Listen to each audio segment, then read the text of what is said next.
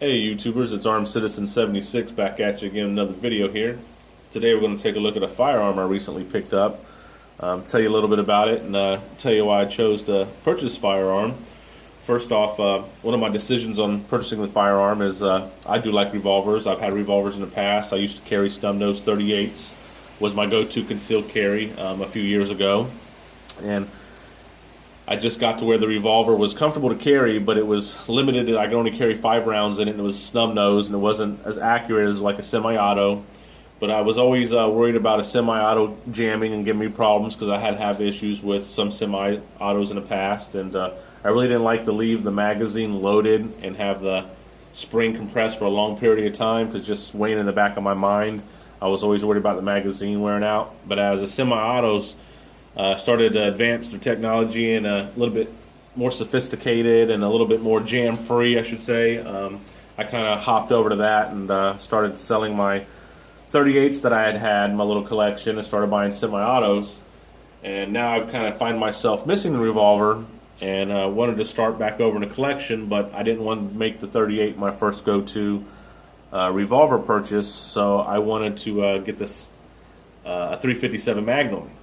And I was looking at two different choices. That was the Smith & Wesson 686 and the Ruger GP100. Smith & Wesson, when it comes to revolvers, I just like them. They're probably the best revolver made, other than, you know, some of the older Colts. As far as that's just my opinion.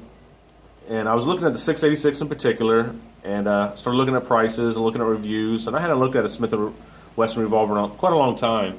And come to find out that they had this trigger lock on it, where you stick a little key in it, the lock and unlock the trigger, kind of like what the Taurus revolvers do. That's one of the reasons why I sold the Taurus, and I'm just not a big fan of the locks. So I started searching around on the internet, and I come to find out that a lot of people were having issues with the Smith & Wesson with the lock on it, locking up. Now, not to say that it can't be that big of a deal, because Smith & Wesson hasn't did a recall and they're still putting locks on the firearms. I don't know. But I just don't feel comfortable with it, and I didn't even feel comfortable with what I was reading on the internet, so I decided not to buy Smith & Wesson. And I'm going to tell you now, I think Smith & Wessons are prettier. I think they're more balanced than a Ruger as far as the feel in your hand, and their triggers are much better. But this gun right here also has its advantages that the Smith & Wesson 686 don't got. For one, this gun is overbuilt. It is like a tank. You're not going to destroy this gun. You're not going to hurt this gun. You're going to pass it on down the line to generations after generations. This gun can be totally field stripped. There's some videos out there, just watch them, where the Smith cannot be taken apart as good as this one and as easy as this one. So that was another advantage of it. Another one is here. It's got a little detent in the front that if you push down, you can change this sight out very easily without having to drift it out. And I thought that was a good feature. It also comes with these excuse me, this cough has really been getting to me, with these Hogue mono grips on it, and I really like them. They fit well in my hand.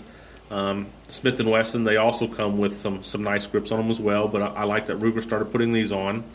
Another feature this has that the Smith don't have is on the cylinder takedown, the Smith, you kind of push it forward, and on the Ruger, you just push the button and the cylinder falls out. And I think I kind of like that a little bit better than Smith, but I'm not quite for sure yet. And also, on the cylinder lockup, it also, excuse me, it has, as you can see right there, that little latch there locks up to in the front right there in that notch. So not only does it lock in the front, it locks in the rear, so you get a real nice lockup on the gun, and it's a real nice piece.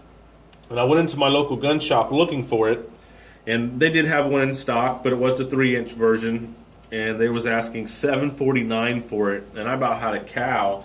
And asked him, you know, how could he justify asking that much money for it? They don't go for that. And he tried to tell me, yes, they did.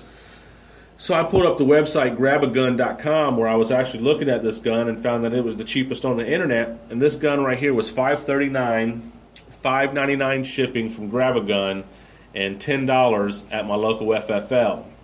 So I was like $554.99 out the door for this firearm. You could not beat that price. Plus, Grabagun, I ordered the gun at 4:07 in the afternoon on a Monday. I had it the very next day at my FFL at about 1:30, 2 o'clock in the afternoon. And all I paid was $5.99 shipping. I got overnight service, and they're in Texas and I'm in Florida, and it shows that it went on a plane. And I just thought that was awesome. This is the first gun I bought from grabagun.com with that kind of service and that kind of price. Hopefully I can make another purchase from them. Excuse me, guys. But that's just kind of a look at the gp100. If you guys are out there in the market looking for a 357 and you want something in the 4-inch version or even a 6-inch version, they make it in it, or even a 3-inch version for as far as that goes. But I really like this firearm, and it feels good in my hand. I haven't had a chance to shoot it, and as soon as I do, I'll get back with you guys on it. But if you're not trying to spend the coin on the Smith & Wesson and you're trying to save a little bit of money and still get a great quality firearm, you know, the Ruger GP100 is the way to go. If you don't like the locks in your firearms, that's another reason why the GP100 is another way to go, guys. So until next time, comment, like, share, and subscribe. All right? Later.